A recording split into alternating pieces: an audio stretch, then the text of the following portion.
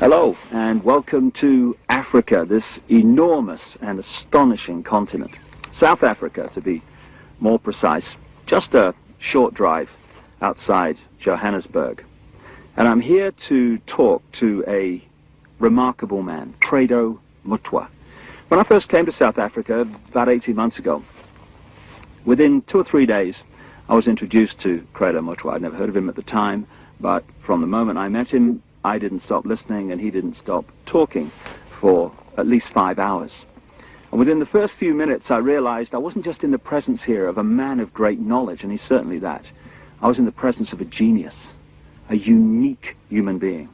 And Credo Mutwa is without doubt the most incredible man it has been my honor to meet.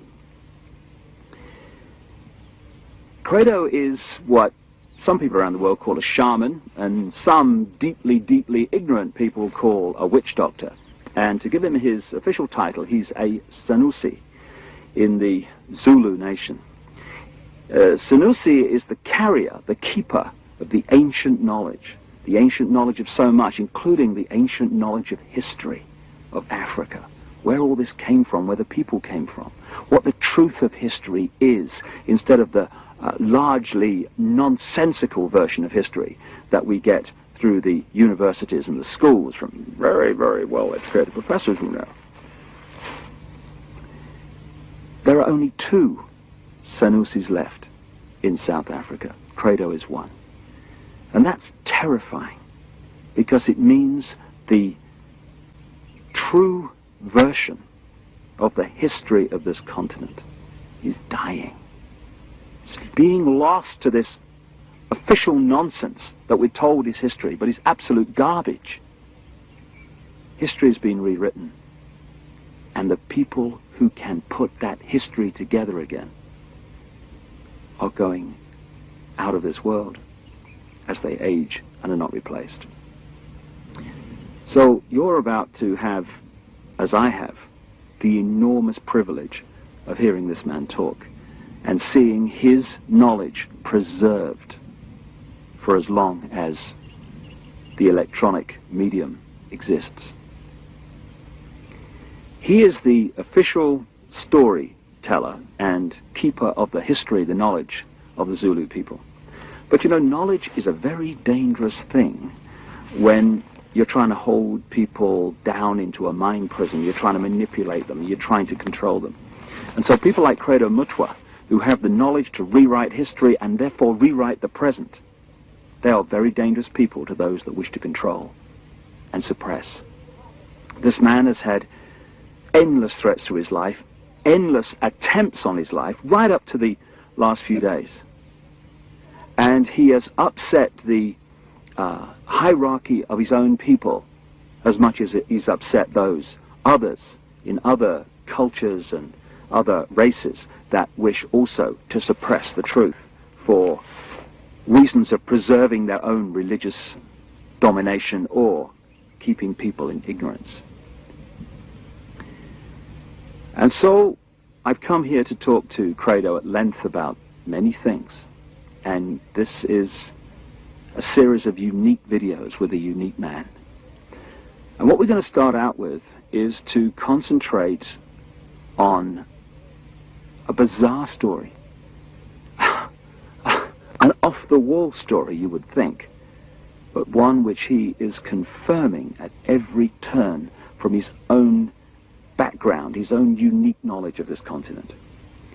Over the last few years, as I've been trying to uncover how the world's controlled by a few people, which it is, and who those people are, it has emerged from my research that, bizarre as it may seem, a reptilian race from another world, interbred with humanity in the far ancient world, creating hybrid crossbreed bloodlines. You see references to these in the Old Testament and into endless of the ancient texts. In the Old Testament, it talks about the sons of God, which in the original is sons of the gods, plural, interbreeding with the daughters of men to create the hybrid race, the Nephilim.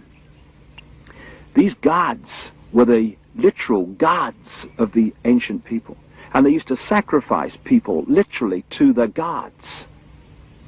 And these crossbreed bloodlines, as ancient accounts tell around the world, were put into the positions of ruling royal power in the ancient world. And then, as is happening today, when you do the genealogy of the ruling families and the ruling positions of power in the world, be they the 42 presidents of the United States up to Bill Clinton, be they the British royal family, be the aristocracy of Europe, any of these key ruling elites, the top of the banking system, the top of the global business system, you hit the family lines which go back to these same ruling lines of the ancient world, royal lines, that the ancient accounts say were the crossbreeds between humanity and these reptilian gods. In other words, a reptilian extraterrestrial race has been controlling planet Earth for thousands of years to this day, and putting its genetic compatible bloodlines into the positions of power as presidents, prime ministers, banking leaders, business leaders, etc. And this explains so many things, where we get the divine right of kings from, the divine right to rule because of the bloodline, the genetics. Why these ruling families of the aristocracy and the royal families have always incessantly interbred with each other, just as the Eastern establishment families of the United States do, that produce so many presidents and banking leaders and administrators of government in the United States. And astonishingly, bizarre as I keep saying, and seemingly ridiculous as this story may be from our conditioned perspective of life and reality, when I started talking to Credo Mutwa from his African experience and knowledge of the most staggering depths and variety, he tells exactly the same story that I have uncovered around the world, exactly in great detail. And if Africa and the world is ever going to be free, and we are, then they have to listen to this man. And they have to listen now. I started out by talking to Credo about the origin of the knowledge that he is about to share with us for the first time in so many cases. Because this is the knowledge that only initiates normally get. But as Credo says, the world needs to know this. And so, this is a unique video, and this is a unique man. And like I say, I asked him first about the origin of the knowledge that he's about to pass on. When the white man started destroying our religion, when he started demonizing our gods, when he started ridiculing what we believed in and actually using educated Africans to destroy that ancient African religion, in many parts of Africa, say, our ancient religion went underground. And there were, call them secret societies, all over South Africa and Central Africa and East Africa and West Africa, where this knowledge was stored and kept by aging guardians, many of whom did not know that in other parts of the land there were other guardians who were doing exactly as they were doing. Now, when I first became a Sangoma, I was already, say, a person of education. I had entered school as a child of 14 years. And when I became a Sangoma, I was a youth of 16 years. And what my aunt and my grandfather, as well as my maternal grandmother, taught me, shook me to the core of my soul. I found that the mission schools had been teaching me lies about my people all along. Missionaries had told us as children that the only light came to Africa with white people, that before the white men came, we black people had no idea about God. We had no belief in a life after death, and that our people were just a race of savages who used to lie around in the sun, womanize, fight, and drink beer every day. I was suddenly awakened to the fact that Africans had in fact been far greater intellectually than the missionaries were willing to give them credit for. That like the white man, we had astrology, astronomy, we had surgery. In fact, I found that Zulu surgeons in the early years of the 19th century and the 18th century and even beyond could perform operations which white surgeons were not capable of operating. And the more I learned about my peoples, the more I wanted to learn. And when my initiation under my aunt Mina and my grandfather Zigo had ended, I wanted to know more and more and more. And sometimes I had to pay a ghastly price in order to gain this knowledge. In one place, here in the northwestern Transvaal, my teachers found that I was really uncircumcised. And they told me bluntly that if I wanted to be a member of this secret society, I had to undergo circumcision. And I did, and it was screamingly painful, I assure you, because it was done with a clasp knife, which somebody must have blunted a little bit, just to make sure that I got the message. Well, I had the same done, but I was asleep at the time, so we have that in common.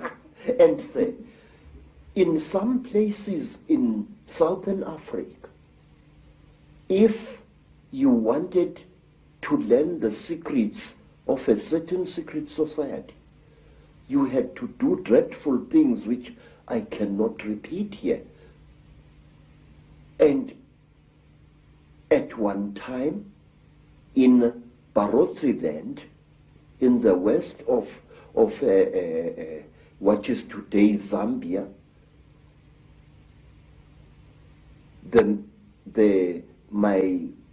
my teacher said, look, how far are you willing to go in order to become one of us?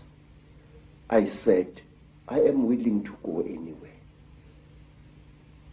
He looked at me and he said, listen, educated man, we are tired of people like you. White men come amongst us to milk our minds and then to kill us. We want to be sure that we can trust you. And wait, sir. I said, great one, I am willing to do anything. He said, are you? I said, yes. And then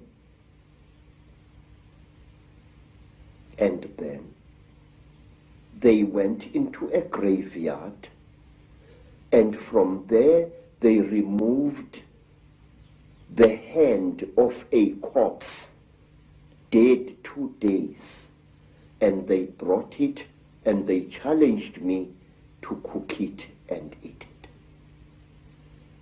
I did so. And these were the peoples who first told me about a race of highly intelligent beings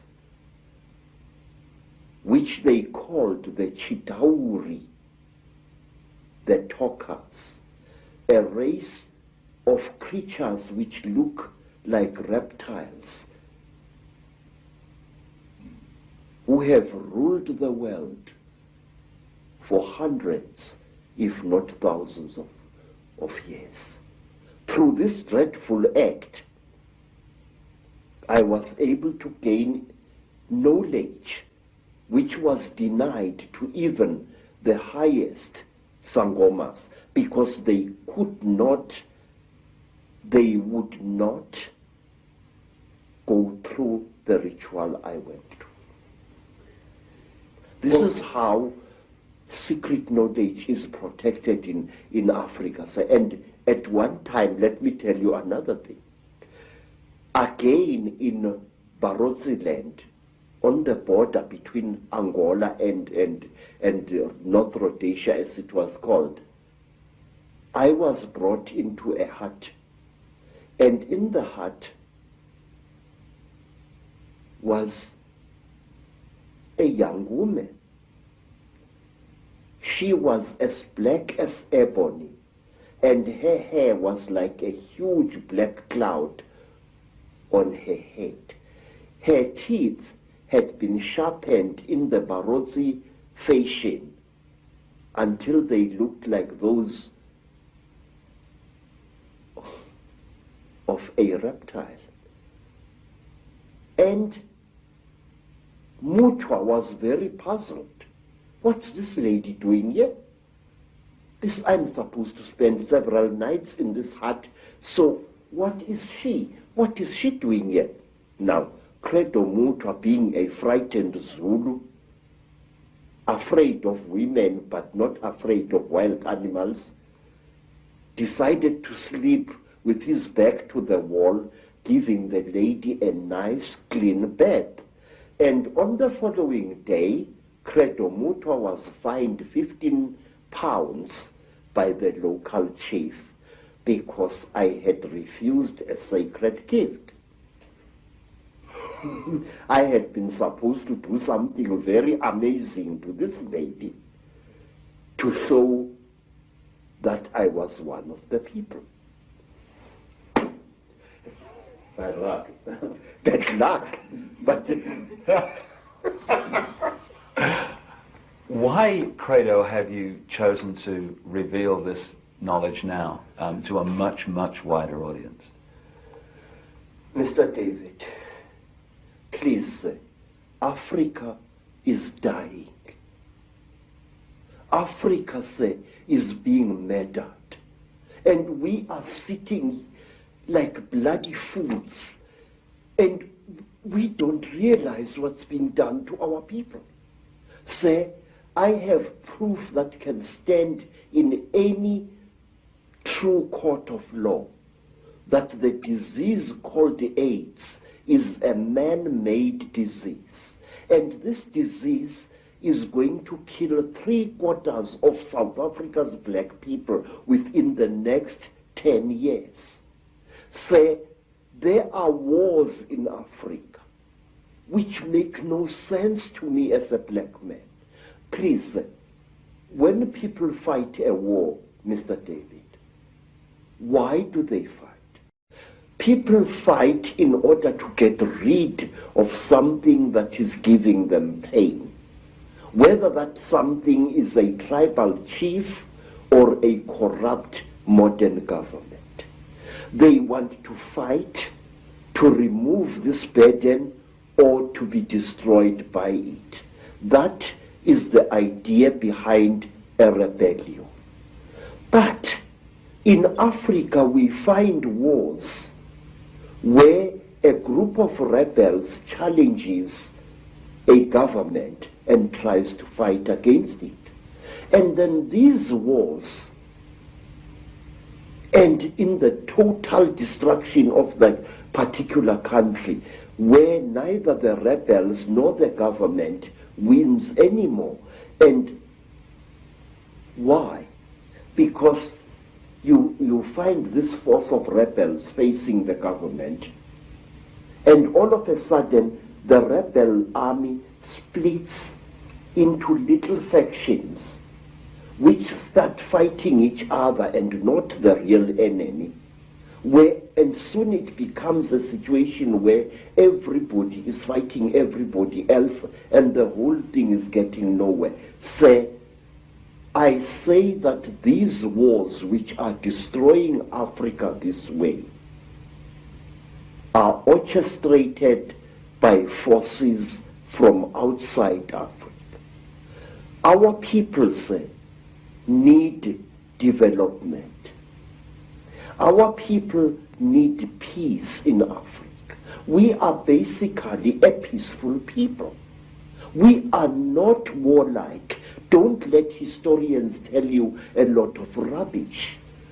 Africa is not perceived by the people outside her as she really is. One, my people are Zulus, a tribe famous for warrior exploits for many, many years now. But wait, do you know, sir, that Zulu people actually hated war and didn't love it as historians would have you believe? We Zulu people call war impi, I-M-P-I, and we call evil imbi or ububi. Now the word imbi and the word imbi come from exactly the same root, which means that which is evil. We call copper itusi, which means the helper, the frightener away of evil spirits. But we call iron insimbi, which means the evil metal, the metal of war. Now, when a Zulu went to battle, he spiritually prepared himself for fighting. But when he came back from battle, a Zulu would undergo a ceremony of purification, a very, very painful ritual, which lasted for some 7 days before he was even allowed to touch his wife. But wait for this. In England, we have got the Lady Sarah Churchill, Duchess of Marlborough, writing in her diary that her husband, Sir John Churchill, the Duke of Marlborough, after the terrible Battle of Blenheim, had made love to her 3 times while still wearing his top boots. Wait, sir. Listen to that. Here is a man coming into his tent or whatever it was, with his boots still stinking with the blood of horses and the blood of men, and probably with human flesh still attached to the soles of those boots. Here is this man making love to his wife. What kind of attitude is that? That a man would come smelling of death and destruction to desecrate his wife in 3 torrid sessions? We never did that in Africa. We hated war, and furthermore, our people, the black people of Southern Africa, are accused of having been a male-dominated society. Absolute bloody poppycocks. Zulus were a female-dominated society. And if you want proof of that, ask yourself, who killed King Shaka? who planned Shaka's murder, two women, twins, Mama and Mkabai, Shaka's aunts, who was the greatest advisor of King Shaka. His mother Nandi, she used to plan every one of Shaka's military campaigns right down to the last detail. So, everywhere in South Africa, our word for great also means female, but that is something we shall discuss at another time. So, Africa is being murdered, and a race of people which once founded some of the world's greatest civilizations is being cruelly exterminated, and our politicians appear to be hypnotized as like a little antelope hypnotized by a python. Don't our leaders know what is going on in Africa? I'm going to talk, sir. I'm going to talk, and I'm going to reveal and damn the consequences. I am not a brave man, but it's high time somebody stood up and exposed the conspiracy around Africa and her people.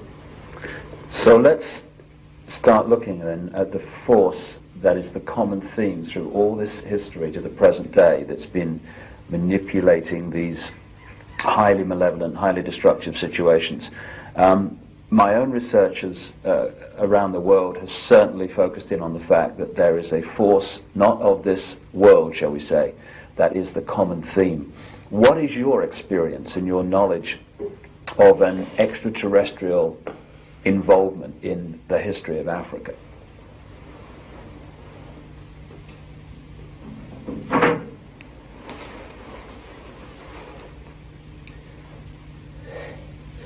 One of the most secret stories that was revealed to me, sir, is about these beings.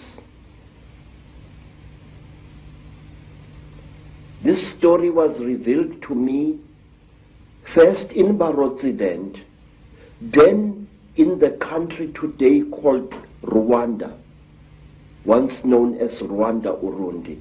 Then I learned about this story at that time on the foothills of Mount Kilimanjaro. This is the story, a story you find throughout Africa. There was once a time when the blue sky was invisible, when the whole world was covered with mist, when you could not see the sun as it is now, you only saw it as a splash of white light moving slowly across the sky. At that time, there was an eternal drizzle every day of the year. At that time, people could not see the stars. People only saw the trees growing, trees which were very, very big. There was no desert at that time, only jungle everywhere where you were. At that time, sir, people were what we call in Zulu, ngubili. A human being was both male and female in one body. And out of the sky, one day, came terrible objects. They were like gigantic bows made of huge gleaming gold.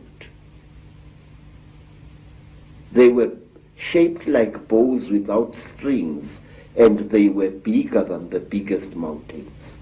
They came out of the sky bringing great noise, black smoke, and fire with them.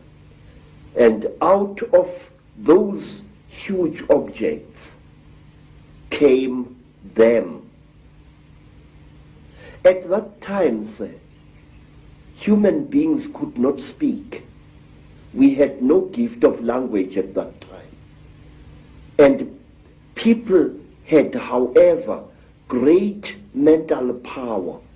A man would go into the bush and, using the power of his mind, actually call out an animal which he wanted to hunt and kill for his children. And the animal would appear and kneel down before the man, and the man would kill the animal and take it home. But when the Chitauri arrived in Africa, they told our people that they were gods and that they were going to give us human beings great gifts on one condition: we had to worship them and accept them as our creators. Some told our people that they were our elder brothers and that this earth had produced them generations ago. And they said they had come back to the green womb of their mother and that they were going to make us into gods. What they did, they created a very strange pair of caves in the land. They dug 2 caves. In one cave was a green light, in another cave was a red light. And they drove human beings into these caves. And each human being had to choose which cave the human being wanted to go into. And those who went into the green cave came out as women. And those who went into the red cave came out as men. And then the talkers, the Chitauri, told our people that now they were perfect. But the moment the first men saw the first women, a terrible row erupted. The women hated the men because they looked between their legs and they saw what they thought were snakes dangling between the legs of the men. And the men hated the women because they looked on their chests and they saw these big things. What they were, they did not know. And then the Chitauri laughed. It was to them a very, very big joke. And then the Chitauri said, if you serve us, you wretched little human beings, we are going to make you into gods. And the human beings agreed to serve the Chitauri. And the Chitauri gave human beings a second gift, the gift of language. People started talking with their tongues where they had talked with their minds before. And there was a big rubbish starting again, because this man did not know the language of that man. And when this man greeted that man, this man thought that he was being insulted, and so a lot of murder and culpable homicide started taking place all over the world. When our people were given language, they found to their horror that they had lost much of their mental powers. They had paid a terrible price. But the Chitauri were now the masters of human beings. They made them, the human beings, to go into holes in the ground and to mine metal, gold, copper, tin, all kinds of metal. The Chitauri forced our people to mine. And the people were very unhappy because they couldn't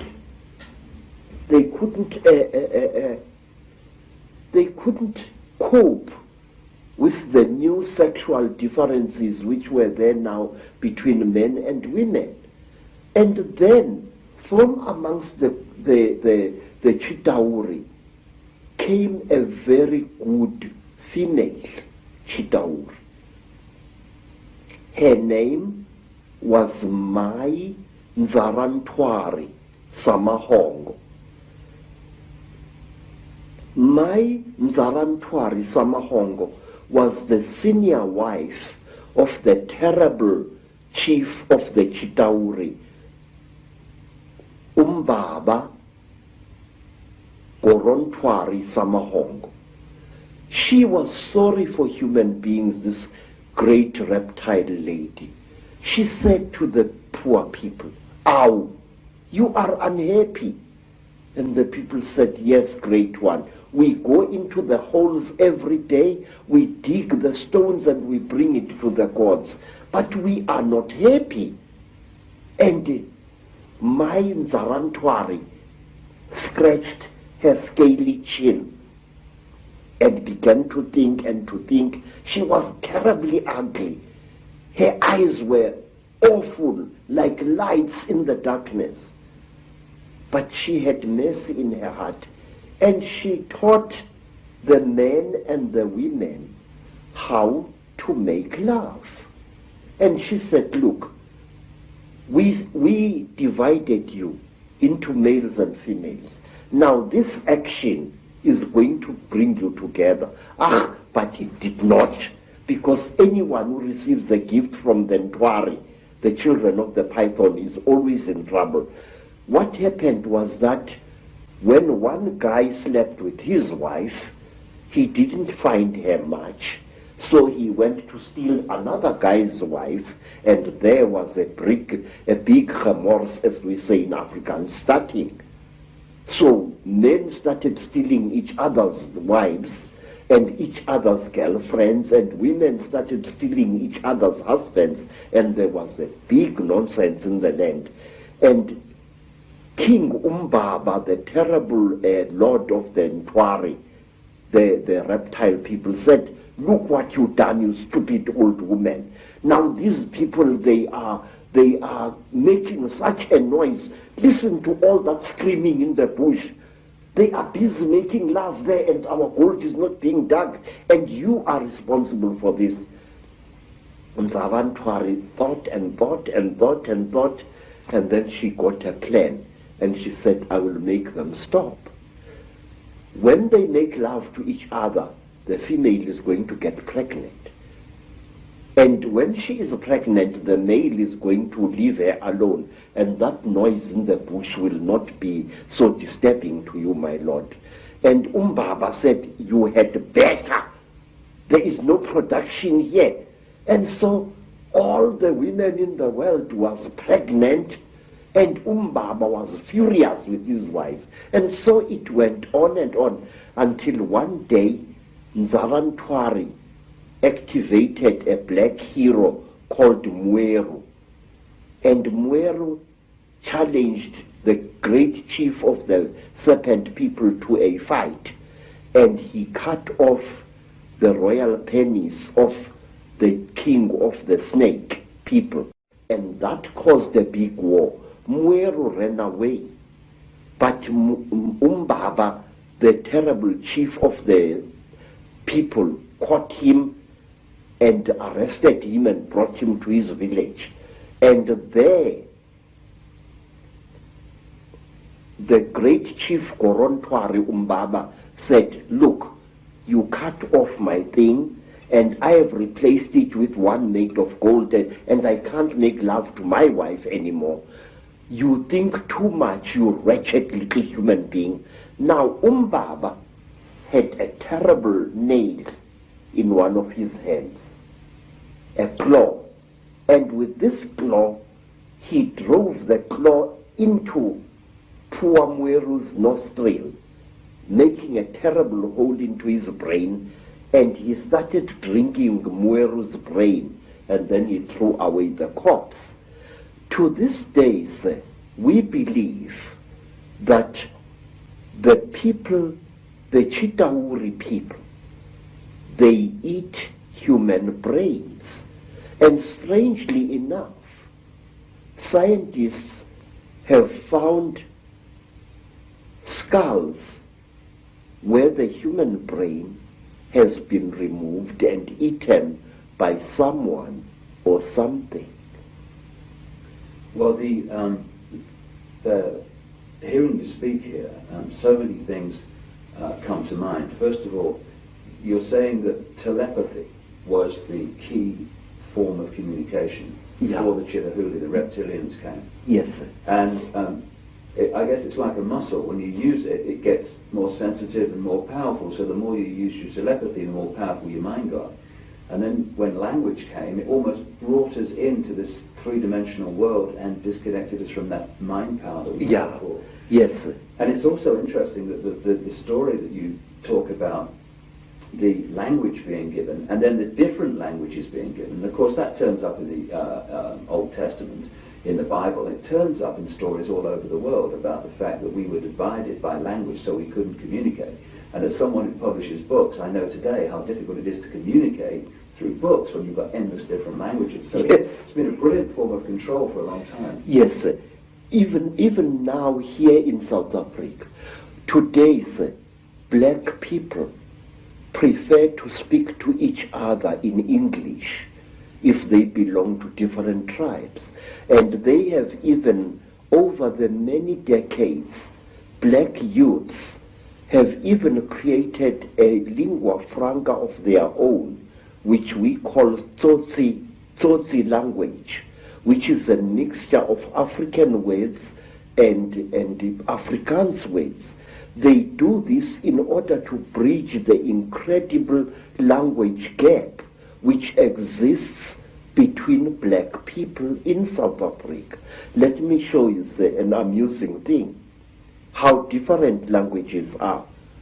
The language of the Xhosa people of the Eastern Cape is very similar to Zulu, but certain important words in the Zulu language, good words, are viewed as obscenities by the Xhosa people. For example, in the language of the Zulus, an ancestral spirit is called Idlozi. But if you use that word to a Xhosa, he says you are using a dirty word, because to them, Idlozi means sexual desire. And in the language of the Zulus, milimil, maize meal, is known as impupu.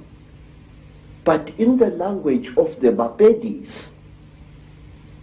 maize meal is called bupi, and if a Zulu uses the word impupu in front of a Bapedi woman, she feels that he has insulted her, because in the Bapedi language, impupu means a woman's sexual organ. And in the language of the Mashonas, in the language of the Zulus, a mother is called mama. If I say my mother, I say mama wami.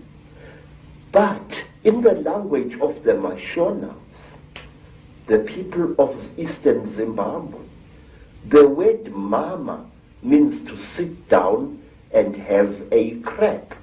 So one day when I said to my Mashona hosts, ngikhumbule umama, which in Zulu is, I remember my mother, I'm missing my mother, the Mashona gentleman immediately took me and directed me to his pit latrine at the back of his house. Because in the Mashona way, mother is mai, not mom. So you see this terrible difficulty, this subtle problem of language is a very big obstacle to communication in Africa. So we designed languages. There's another language called Fanagalo. which is a lingua franca consisting of African words as well as nonsense words and Zulu words, which was used a lot in the mines in the 1930s, 40s, and 50s. So, to bridge this great language gap, we have created artificial languages in Africa, but today English is the preferred language of communication. Some say we should learn French, also another language of communication in Africa. Some of the problems of language can be funny, but it is the same situation, the divide and rule, that is actually, in other expressions, created this tremendous turmoil in Africa and other places in the world. Yes. And we're looking, from my research, and staggeringly hearing you talk, you're saying exactly the same as I've come across. It's incredible confirmation that a reptilian race from another world has been behind the manipulation of humanity for a very, very long time. Now, what do these Chitahuli actually look like, the reptiles?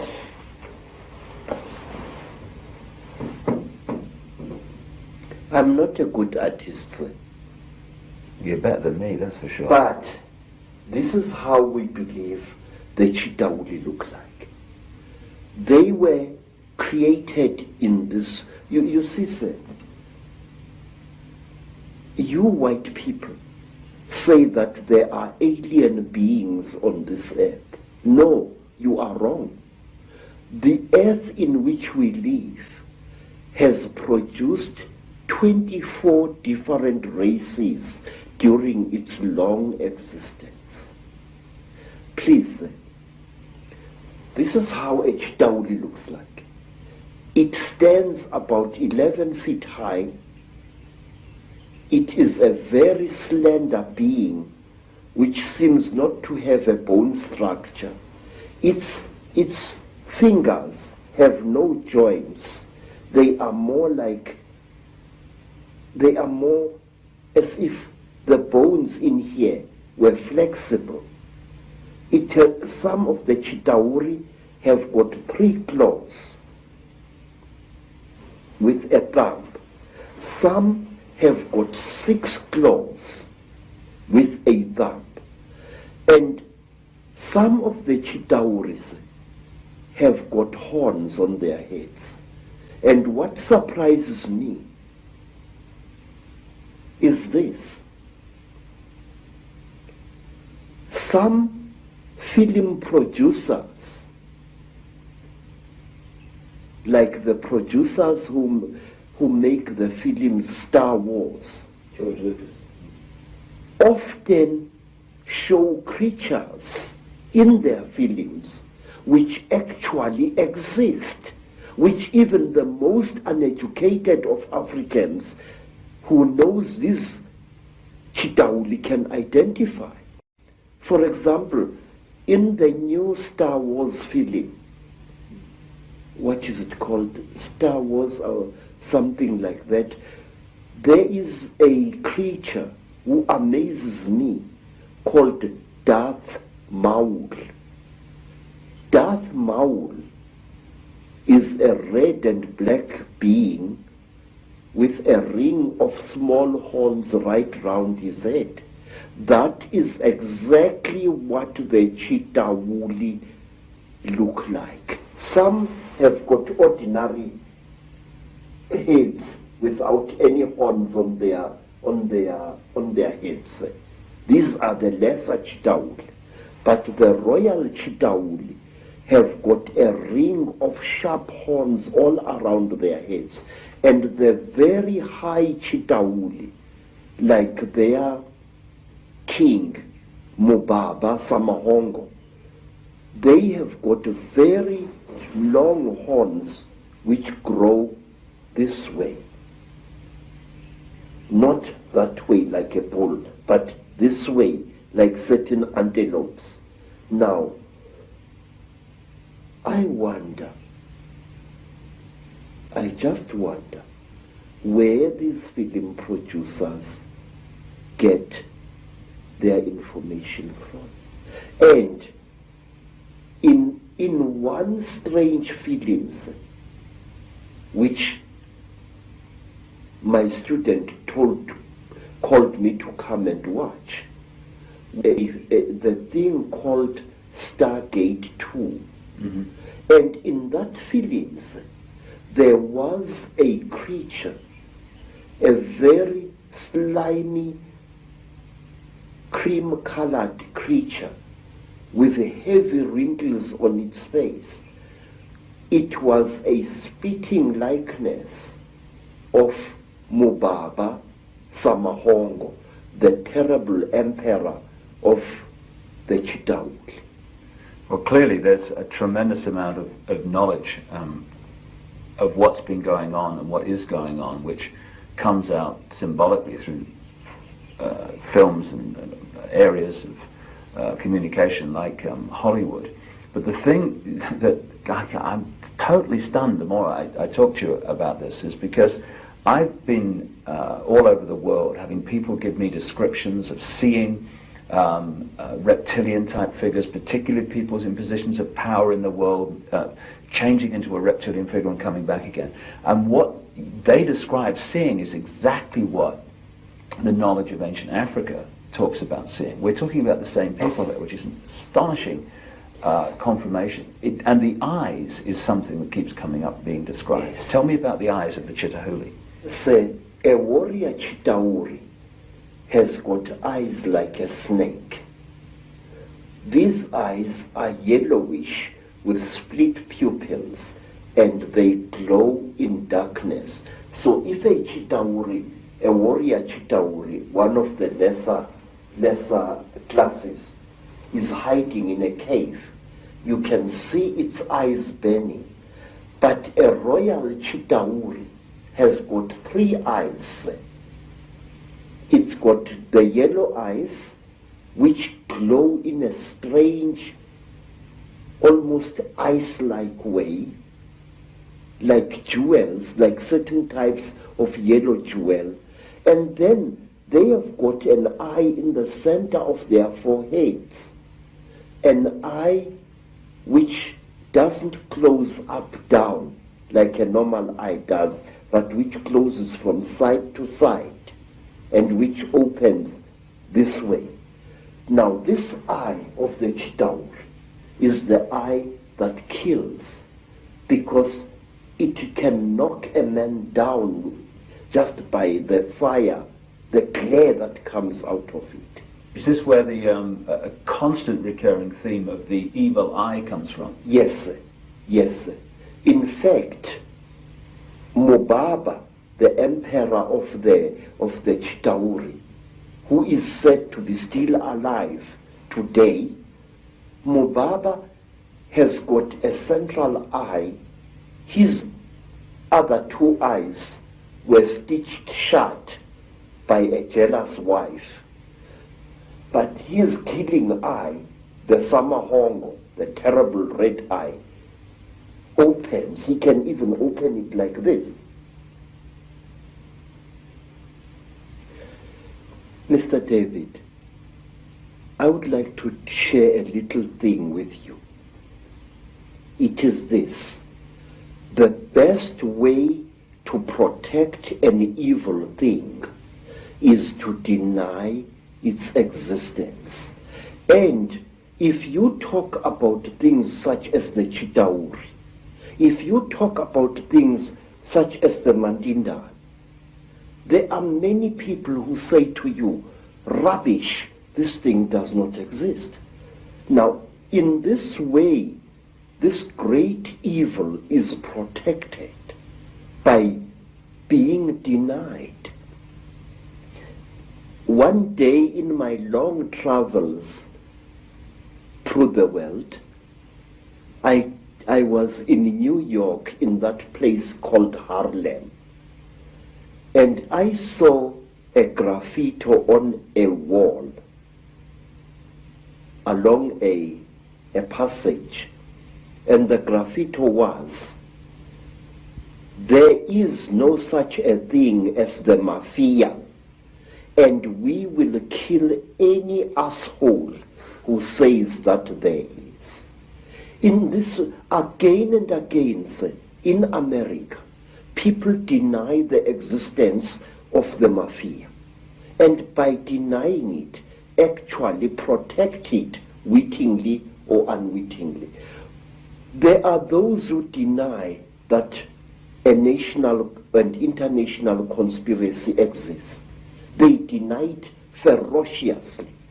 But by denying it, they are actually assisting it and actually protecting it.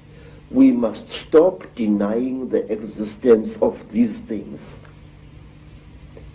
We must stop saying that there are no Chitauri, that there are no aliens, that there are no Illuminati.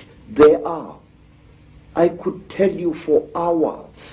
For example, do you know what we Zulu people call a person, a very, very clever person, a very, very wise person, a person who has received light from God? We call him umkhanyiselwa. In other words, the illuminated one. Khanyisa means to light up something, and umkhanyiselwa is somebody who has been lighted up by the gods. So you say Illuminati, I say umkhanyiselwa. It's the same thing. And my research very clearly, and again, you're right, there's tremendous denial that this is the fact. Even among conspiracy researchers, there's tremendous denial that the Chitahuli, the reptilians, and the Illuminati are actually the same thing. Exactly, sir. Because amongst my people, we say that when two Chitauri are challenging each other for power, and they must fight a duel with their terrible eyes, they start glowing like fishes deep in the sea, and the faster they glow, the angrier they are said to be. Now that is why there are certain parts of Africa where people are advised not to walk at night, because that is where the Chitauri often fight. And one of these parts of Africa, sir, is a remarkable place called the Mountains of the Round Rocks, Matopo, wrongly pronounced Matopo, in Zimbabwe. These hills are really not remarkable in themselves. These hills are said to be the one place in Africa where the Chitauri have been seen. And these hills is where Cecil John Rhodes lies buried, but there is more. You must visit this place at one time. Amongst the rocks on the Matopo Mountains, you find a species of lizard which you don't find anywhere in Africa or the world. A species of lizard which responds to the call of a human being.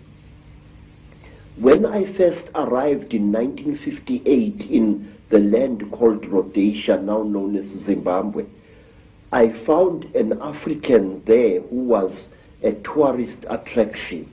He was a game warden who made strange sounds calling out, and as he called out, these strange lizards, the only type of lizard anywhere on earth which responds to the human voice, used to come out of cracks and out of holes in the ground and to gather around this African. And it was this African game warden who told me that the sounds he is making are not just noise, they are the speech of the Chitauri star gods. Isn't it a staggering coincidence that Cecil Rhodes, one of the greatest Illuminati frontmen, perhaps certainly of modern times, who did so much to imprison Africa, should choose to be buried at the point where this is all going on? You see, sir, Cecil John Rhodes wormed his way into the hearts of Africans, and in their despair, wise men of the Mashona people, wise men of Matebele people, tried to make Cecil John Rhodes one of them. They told him about the secrets of the Matopo Mountains, that under the Matopo Mountains lies a city of great wisdom, which is the home of the last survivors of the Chitauri god beings in that part of Africa. And if you go to the Matopo Mountains and you carry a 4-pound hammer and you strike certain parts of that landscape with that hammer, it gives out a hollow sound which shows you that there are caverns deep underground there. There are two sets of mountains. There is the Matopo Mountains, and then to the east of Zimbabwe there are the great mountains known as the Inyangani, the Weeping Moon Mountains. There, even now, people disappear without trace. Sometimes a person would disappear for several days and reappear a few days later, not knowing where he had been or where she had been. And white people have disappeared there. Black people in their thousands have disappeared there. It was there that I also went missing for 4 days in 1959 in one of the most traumatic experiences of my life. What happened? Well, it's a long story, sir. My teacher, Elizabeth Moyo, had sent me to get a special herb which grows only on the foothills of those mountains.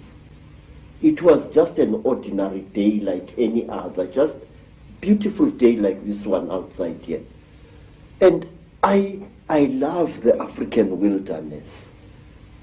I'm at home in the bush, especially in the days when I was still in good health. I love the animals. I love their smell, and I love the smell of the vegetation. And I was looking for this herb when all of a sudden a bright blue mist fell all around me. It took me some time to react to this strange thing. It was a hot day, and all of a sudden the temperature around me dropped. It was as if I was on the slope of a very cold mountain, but it was a warm day. And then the next moment I was in what appeared to be a metal-lined tunnel, a caving tunnel, and I was lying on what looked like a workbench, a very large workbench of some kind. You know, an iron table which an engineer or somebody working with metal would use for welding and cutting metal upon. But this workbench was very brightly polished. And there I was lying there with my trousers missing and only my khaki shirt, when I saw again through what appeared to be like blue mist a number of moving objects, which at first I thought were dolls. And these objects were moving towards me. I noticed with mild surprise that they were very thin, short, human-like creatures with very, very large melon-shaped heads. The creatures had no noses, like as human beings have. They had only small little holes on either side of where the nose would be, and their mouths were like knife cuts at the bottom of their faces. And these creatures were coming towards me. In color, they were gray, like certain types of fish, and they wore silvery gray garments which reached up to their necks and up to their wrists. I couldn't see whether they were wearing boots or not at that time. And while I was looking at these creatures, I suddenly was aware that something was above me, standing there, and I looked up straight into the face of one of them, a much taller one than the others. And this creature was wearing a garment like a tight-fitting overall without any buttons or anything, which reached up to its neck, but its wrists were bare. I noticed that the creatures had very long fingers. Its fingers had extra, and each of its fingers had an extra joint, and it ended in a claw, a black claw like that of a chicken or a certain kind of bird, and that its thumb was not here, but here in the middle of the hand. And this thing was standing above my head and looking down at me, and I was looking at its eyes, which were very strange indeed. It was as if it was wearing plastic goggles over its eyes. I could see its eyes inside these tinted goggles, and it had holes on either side here, but it had no nose as I have. Its jaws were very small, and its mouth was a slit with tiny little scale-like things where its lips should be. And the creature carried a horrible smell on it. I can't describe that smell. It was a metallic, chemically smell, which seemed to combine the smell you would smell when somebody is burning brass or copper, and a very ugly chemical smell, these two smells combined. And this creature was looking down at me. I was frightened, but I could not move. And the next thing I knew was a terrible pain on my left thigh. It was as if somebody had just stabbed me right to the bone. I screamed and I tried to jump away, but my body was inactive. I could not move. I was not tied to any chain. I was not chained to the top of this table. There was no belt tying me, but I could not move my body. And when I looked down at what was happening, I found that one of the shorter creatures had driven something very painful into my left thigh. And then, while I watched, horrified, the creature pulled out this thing, and I saw that it was like a pencil made of shining metal with what appeared to be a flexible cable at the back. And before I could do anything, my head was seized by the creature above me, it caught me on either side of the head like this. And then a third creature drove something into my right nostril here. It was as if I had been shot. The pain was so terrible, sir, that I screamed and screamed. Blood filled my mouth, blood spurted out of the nostril, and the creature did not seem to care. I was stupefied. The pain was so intense, so terrible. And then, quietly, brutally, the creature pulled out the thing that it had stabbed me in the nose with, and blood flowed into my mouth, out of my nostril, and I was choking. And then the big creature coldly turned my head this way, so that blood came out of the mouth, and which gave me some kind of relief. And after what seemed like an eternity of pain, the creature brought something out of somewhere which looked like an old-fashioned tea strainer in appearance, and it put this thing close to my nose. And then I seemed to drift away, and the pain subsided. You know, sir, it was torture so intense that even now I can't describe it. And then something else happened.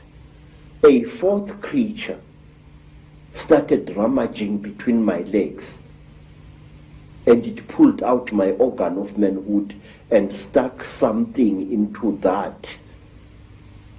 It was very strange, but I wasn't feeling any pain now. But I could feel the flexible cable moving inside me, right into my body. And then, I can't describe it. It was as if my seed was being sucked out by this small, bright, flexible cable. And then the creature just pulled it out. I screamed and I cried and I screamed, but I could not move. And then something happened which to this day still amazes me. After the creature had pulled out the flexible cable from my organ, the creature just stood there looking at my organ. And I was so terrified that I urinated, and accidentally urinated against the chest of the creature. It jumped away as if I had shot it, and it stumbled backwards. But its face didn't show any expression. Its mouth didn't even open, but the way the creature reacted, trembling all over, it was as if I had really hit it, but it was wearing this kind of garment. And after that, I was left alone, except for the big creature, which stood to my right side this time, with its arms folded, looking down at me. And then, while I was looking at this creature, trying to appeal to it, no pain anymore, no pain, please, I was pleading. Pictures suddenly flooded my mind. Pictures of buildings sunk in a red lake of water. Buildings rotting away. Buildings that appeared as if they had been bombed. And cities sunk in terrible mud. Trees sticking out like rotten ghosts. Trees without leaves, without branches, sticking out of the mud, as if they had been poisoned. I saw visions of this. And then, through an entrance which I had not seen before, came a strange and terrible being.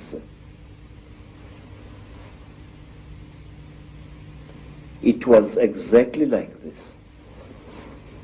It was tall, made entirely of metal, with burning eyes and a snout. It didn't do anything. It just moved and came to stand at my left side. It didn't touch me or anything like that. It just stood there, making a strange humming sound. Wow, wow, wow, wow, wow, wow, like that. And then, from behind this metal creature, there appeared another creature. It was so radically different from the grey creatures in that it looked exactly like an earthly human being. It had a pink skin like that of a white woman. It had golden hair, and its ears were definitely pointed like those of an animal. Its eyes were slightly slanting. They were pale, pale blue, and never once did they blink. It was like this, nude, and there was a tail-like appendage at its back, which was very visible as it walked away after it had done to me what it did. What this thing did, it climbed over me and made love to me. And I noticed that unlike normal women, its breasts were set too high in its chest, and they were very, very hard in appearance. And that here, the pubic hair as well as the hair in the armpits was a fiery red, as if it had been dyed. And this thing didn't even blink. Its eyes were just like this, looking at you as if there was no liquid in the eyes, just an unblinking, terrible stare. And it was a small creature, about the size of a 16-year-old girl, but it was very, very heavy as it sat on top of me. And there was no emotion in that whole nonsense. There was no, I just... And then the creatures took me out of that room after the metal creature and this pink creature had gone. This creature took me out of that room, assisted by another one, and they pushed me along a corridor which curved slowly in that direction, towards my right. And there I was shown many things which even today I don't understand. I was shown little versions of this creature swimming in huge cylinders made out of what looked like glass, in a pinkish liquid, like ugly little frogs inside the liquid. They looked like aborted human fetuses. They were very, very terrible and disgusting.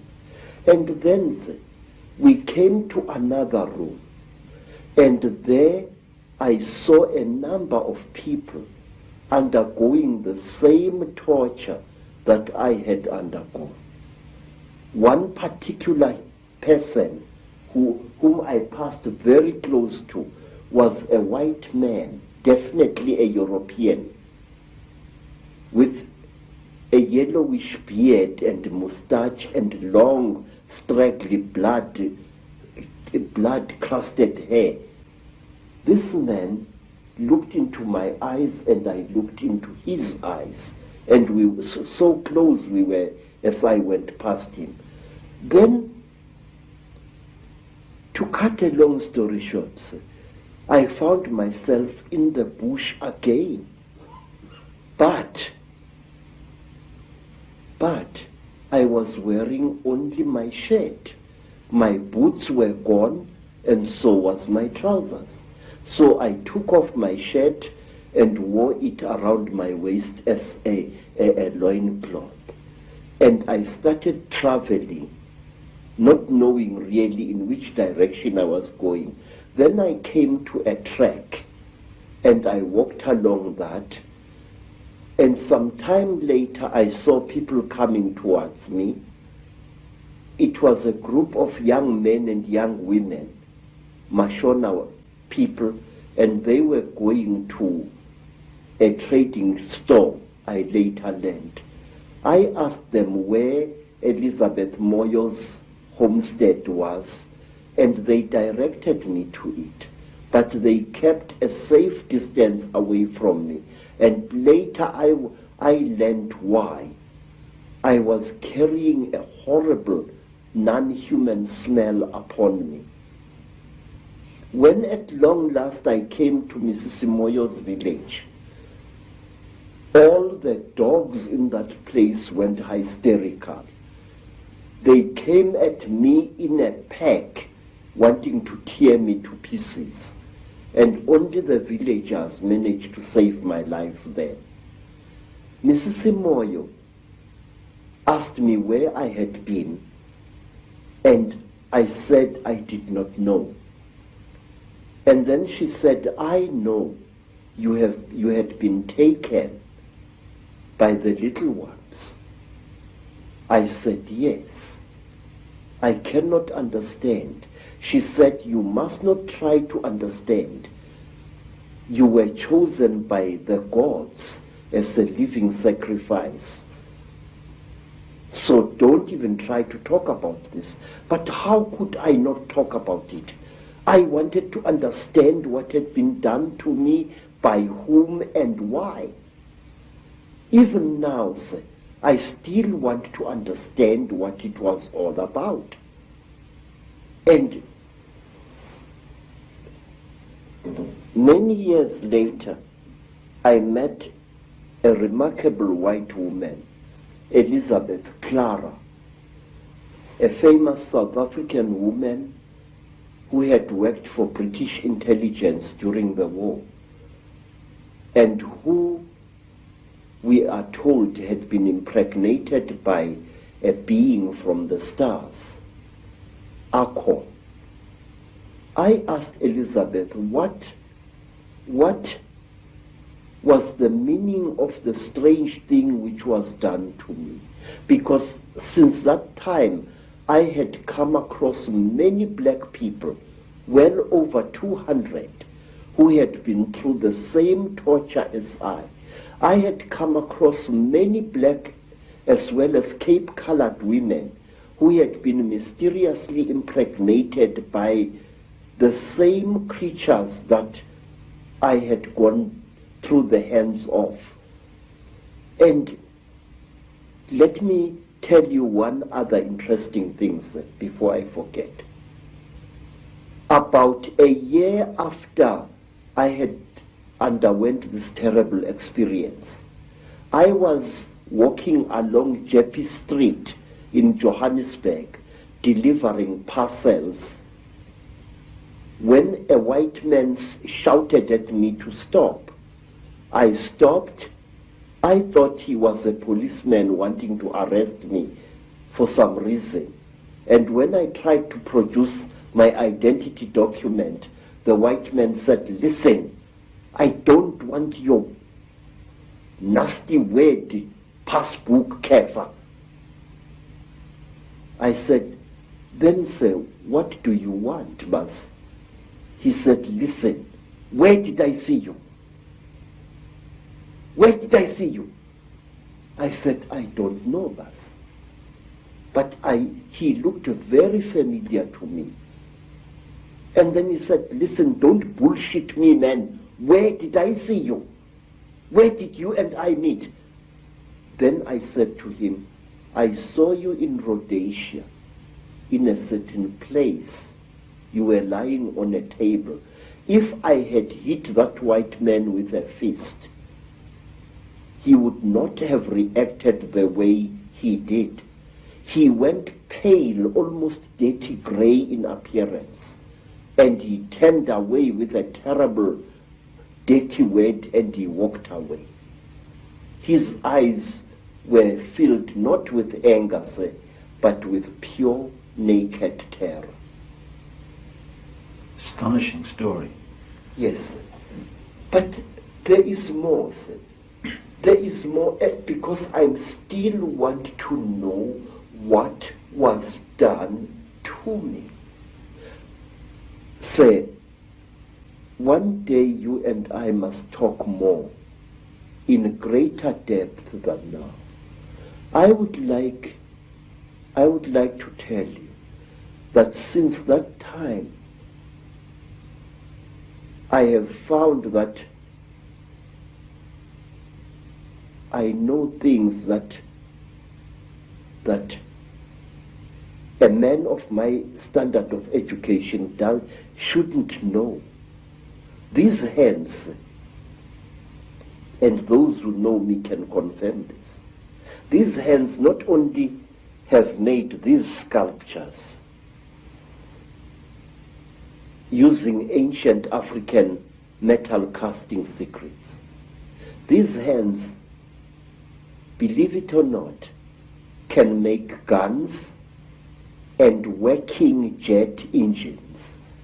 And back to South Africa, and I will show you one of these things. I know things which I shouldn't know, and it started at that time. Now, you see, sir, I want to know, what am I? Since that terrible time, my life as a man was really messed up. And one day let me tell you, sir, since that time, I have become a very confused creature.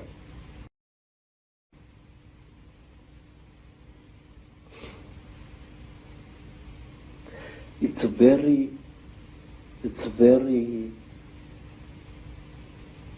embarrassing, really. But since that terrible day, I became bisexual,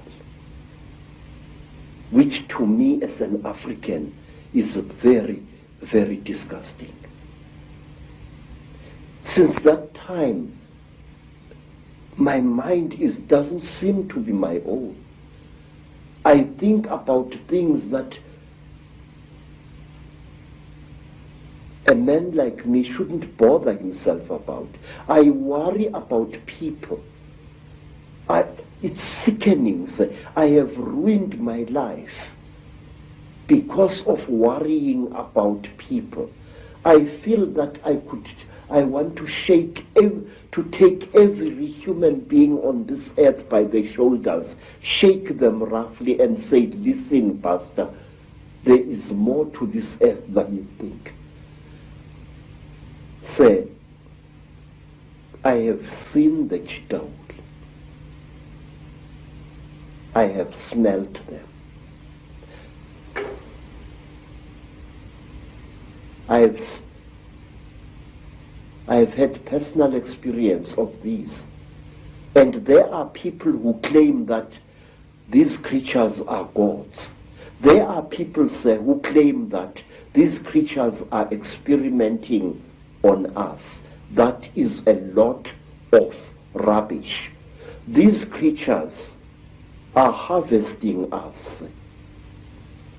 These creatures are not aliens, Mr. Icke. These creatures are sexually compatible with our women. And what does that tell you?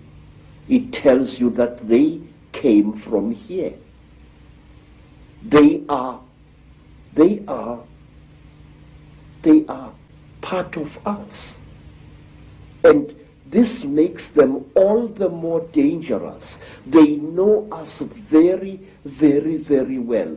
They know the great weaknesses of our minds, just as they know the great strengths of our minds. They operate in what I call the gray area of human existence, that side of our lives which we don't want to acknowledge the existence of. They create, African tradition says that the Chitauli, where they engaged God himself in a terrible war, and God defeated them, the real God, Nkulunkulu, the creator. God defeated them, and he closed their mouths so that they are unable to talk or to eat food anymore. But we are told, say, that the Chitauli fatten on the energy that we human beings give them. They make us to fight each other. And when the whole land is drowning in death and fear and terror, when hundreds and hundreds of people are angry and afraid, the Chitauli get fat because they eat that what we call the dark power, which is brought about when human beings destroy the planet on which they live. They feed off human emotion. Yes, sir. Very, very intense human emotion. We are told, for example, that if you see a Chitauri walking through the bush or just standing there and looking at you, and you are accompanied by your wife or your girlfriend, you must immediately make love to that girlfriend and release as much emotion as possible, and the Chitauri will be pleased and will walk away from you and not harm you. And another thing, sir, we are told that the Chitauri eat energy which is generated when hundreds of human minds or one human mind starts thinking at certain levels. We are told that the Chitauri want us to think at certain levels. Certain wavelengths. Yes, sir. And they reward us with long life. May I ask you, sir, have you ever thought as a thinking person, why is it that in the great universities of this world you find professors who think at certain levels and who live unnaturally long lives? Albert Einstein, Raymond Dart, Robert Broom, all these professors live a long, long time. And my Aunt Mina, the last Sanusi in South Africa other than myself, is as active as a young girl, and yet she's close to her 99th year of life. My stepmother, Rose, she has lost nearly all her children,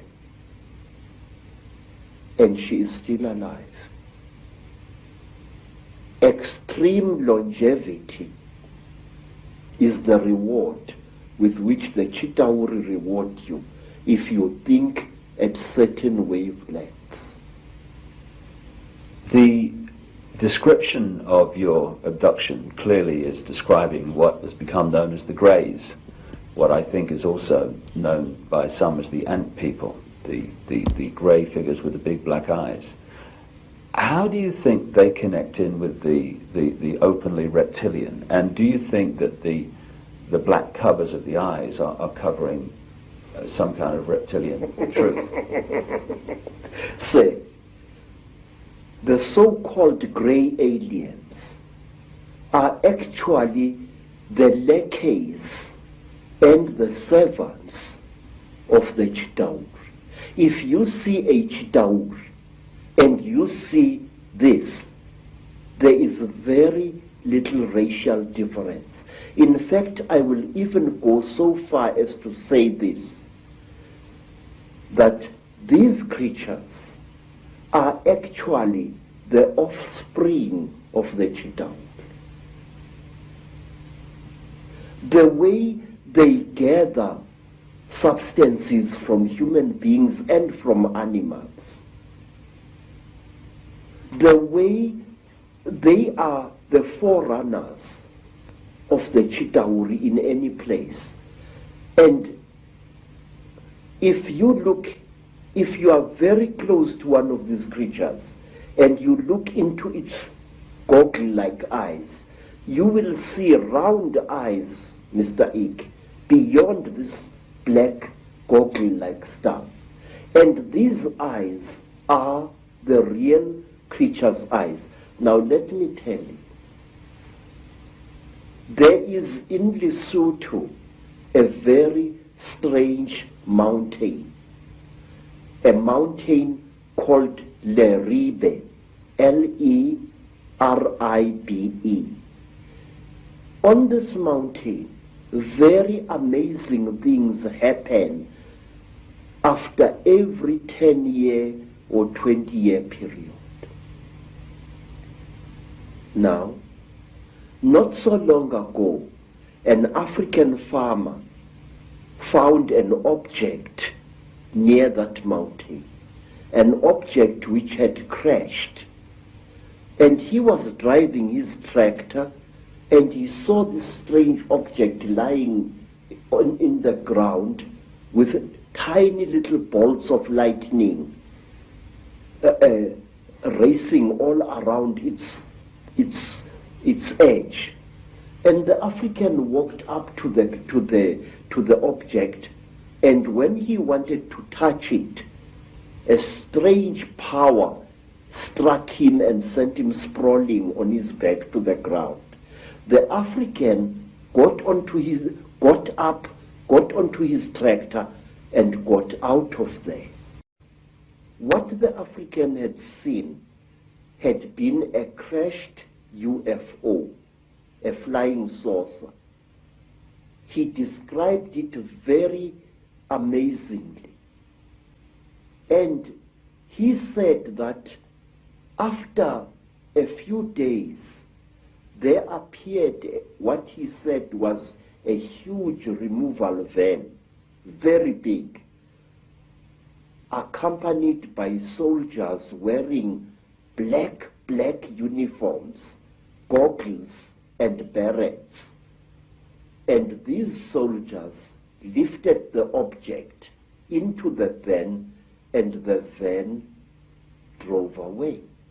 But when people came to the site, they saw that something had fallen there, but they saw no heavy tire tracks of the vehicle that the man had described.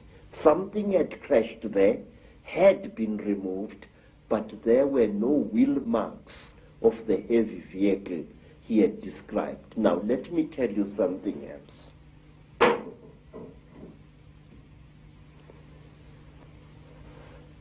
It was in 1958. In fact, I think that the incident I'm going to describe to you, sir, is somehow connected to what happened to me in 1959.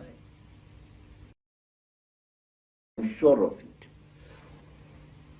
A friend of mine in Lesotho called me.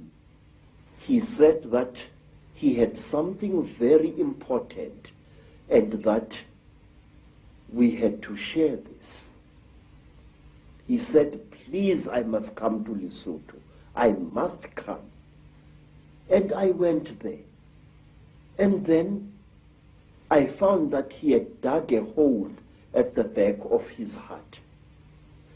And he asked me that he and I and his second wife should go into this hole on the night to come and there to share something very, very holy. Well, we went down the hole.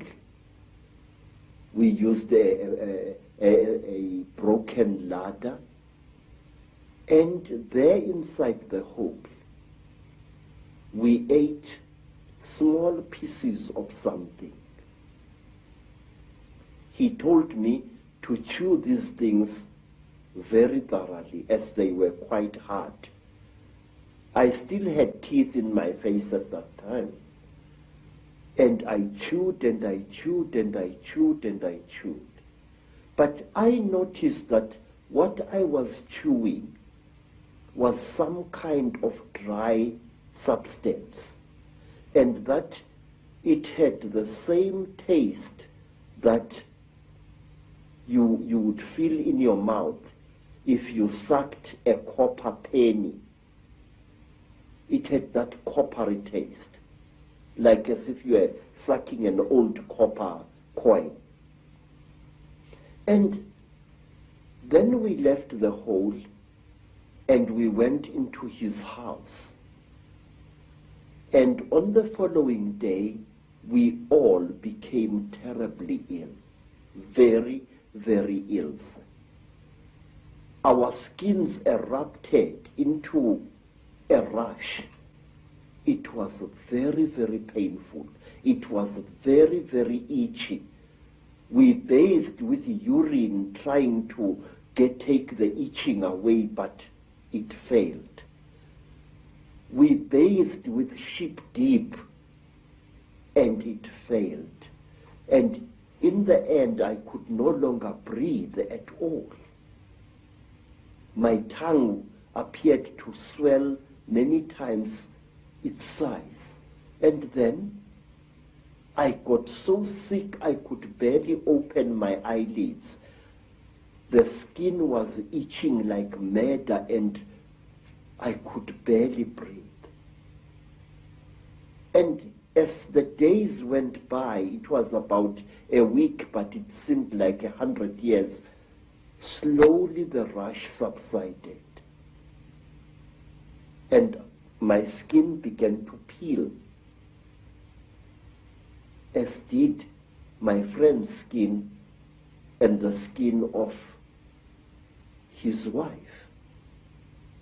We were very, very, very sick.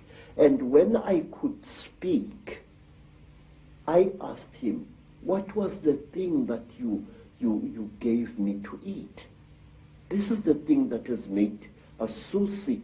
Why did you do this, my friend? He said, look, what we shared was something that can only be eaten while you are hiding in a hole. And that thing is the flesh of a god. I said, God? He said, yes. I said, but I am sick now. He said, wait, you'll recover. You either die within 2 days or you recover. Now we are going to recover because we are still alive after 2 days. Mr. Icke, I can't describe to you what happened next. I wish you to imagine, sir, you are sick, weak, and feverish. Suddenly, you get stuck, staring, raving, laughing mad. We started laughing. Ha ha ha ha ha ha ha. It was utterly incredible. What had made us to What had caused the laughter we did not know, but we laughed for hours, all three of us. And then, when our jaws couldn't laugh anymore, a new thing happened.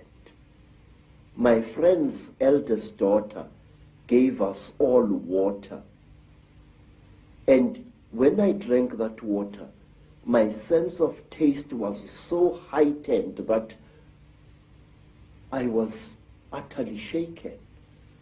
Ordinary water from a mountain spring tasted like, I don't know like what, like wine, like something out of I don't know where.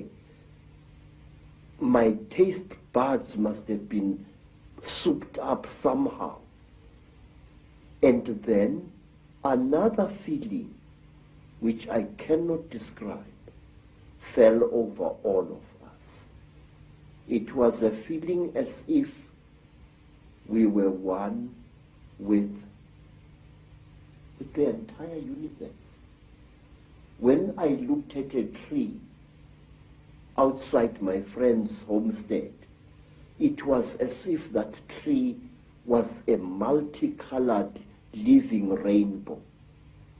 When I looked at the mountain far away, my sense of sight was so intense that I could see colors beyond colors. I can't give you any other description. And then say, afterwards, I was very weak, but with a monstrous appetite.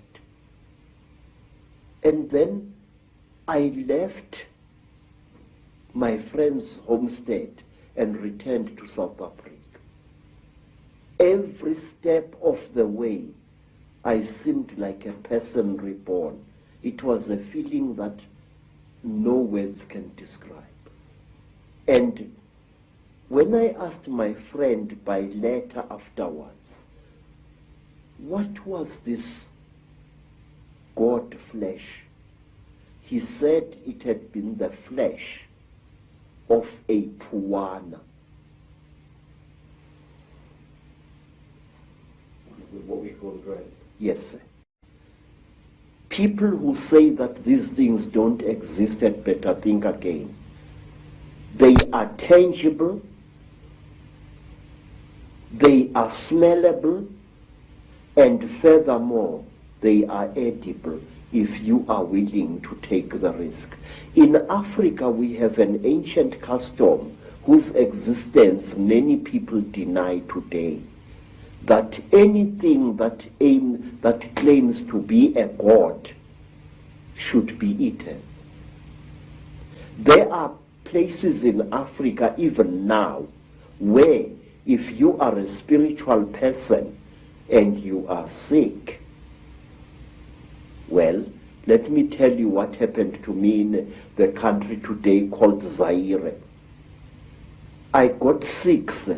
I was undergoing yet another of my 7 initiations, and I fell sick from very bad running stomach. And I was so sick, everything that my friends, white friends and black friends could do failed to help me. And then one night, some of my teachers came to me and requested that since I was going to die, would I please allow them the honor of eating me after death? Now, sir, it's a very good thing to be invited to a dinner, but not when you happen to be part of the menu. And I recovered so quickly that I escaped from that area in one of their ramshackle buses, and I never went back. Thank you very much. Fear can be a wonderful medicine sometimes, and it was with me. Do you think, Credo, that those senses that you experience, that really heightened sense of everything, of oneness, of whatever, are the very senses that the Chitta Huli have manipulated out of us? I do, sir. I do very much. They were senses like no human being possesses. May I add, no human being possesses anymore. It was as if at one time, say, a voice was speaking in my head, a very amazing voice. And after that, my powers of prophecy were intensified. This is what I think. We human beings are holier and more wonderful than we think we are. And I feel we lost something at some time in the course of our development, or shall I say, in the course of our manipulation. Credo, this is fascinating information, which I'm sure many people in the UFO research community will be very, very interested in. That is that these grey extraterrestrials, or grey figures, whatever they are, don't actually really look like that. They're almost in disguise. Yes, sir, they are. And I will tell you why. Grey aliens have died in various parts of Africa. They have been killed, and they are very, very quick to recover the bodies of their friends which have fallen out of their crashed spacecraft. But sometimes African sangomas steal these bodies before they can be recovered. And believe me, sir, I have heard and I have seen that butchering a corpse of one of these creatures is extremely hard work. What you think is the skin of the creature is actually a tight-fitting costume that the creature is wearing. Under this grey costume, the creature, say, is pinkish white, like a freshly skinned animal, and its eyes are round with split pupils. These are goggles which the creature is wearing. Now, how do I know that? In order to dismember a creature like this, incidentally we call them mantindane in Zulu, which means the tormentors, the torturers. In order to dismember a creature like this, you need a brand new axe from the trading store, a heavy axe sharpened to a razor's edge in order to cut through the creature's skin. The creature's skin, say, is not adhering to the flesh. You know, my skin is clinging to my flesh, yes, but the creature, there is a gap between the creature's flesh and its supposed skin. This is a material and not a skin. So the creature is actually wearing two garments. It's wearing a completely skin-tight garment which covers its entire body, and it is wearing an overall along these lines. Very often there are no gloves, and here, to cut up a mantindane, you need very, very sharp iron, and you have got to be a strong person even to reach its flesh. But once you have cut through the cover, the close-fitting covering, you can just open the whole thing and see the dead creature's flesh underneath it. And is it reptilian? Yes, sir. It is. I will tell you how the creature looks like without its grey skin. It is like certain types of tropical fish. It's like the belly of that type of fish that is fried in South Africa to make fish and chips. That grey fish, that long grey fish, the texture of its real skin is like that, but the blood vessels are very close to the surface. In fact, not so long ago, Mr. Icke, right here in South Africa, several hundred school children, some black, some colored, were terrorized by a creature they called Pinky Pinky, a creature which looked as if it had been skinned alive. That was a Mantindan without its skin or costume. It's interesting when you're talking about the black eyes of these greys being a cover for something, and then you have the stories of the men in black who seem to interact not very positively, to say the least, with people involved in UFO and UFO investigation and stuff. And these men in black have these black goggle-like sunglasses, which are almost a mirror of the same. Exactly, sir. But let me tell you that over the last 100 years or so, the men in black have become westernized, in Africa at least. In old Africa, if you killed a Mantindan, one of these, you were visited by terrible beings who wore long black robes made of animal skin and deep hoods over their heads. And these creatures used to wear white masks with very, very terrible looking black eyes painted on them. They were called Izilo Zengubo, the beasts of the blanket.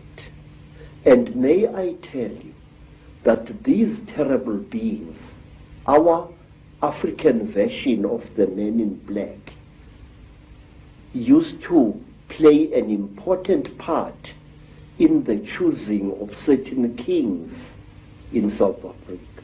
That is one of the stories that I wish to tell you in greater detail one day. Whenever you have harmed a Mandinda, you received a visit from men in black. And one of my uncles was a night watchman just after the Second World War.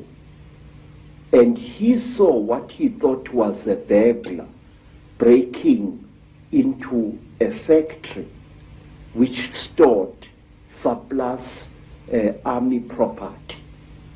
And he threw his knobkiri at this figure and hit it very hard. The creature fell behind some boxes, and then and only then did my uncle, a tough old Zulu, realize that the thing he had brought down was not a human being at all, not a young thief, but a Mandindan. My uncle threw down his second stick and ran screaming out of the factory.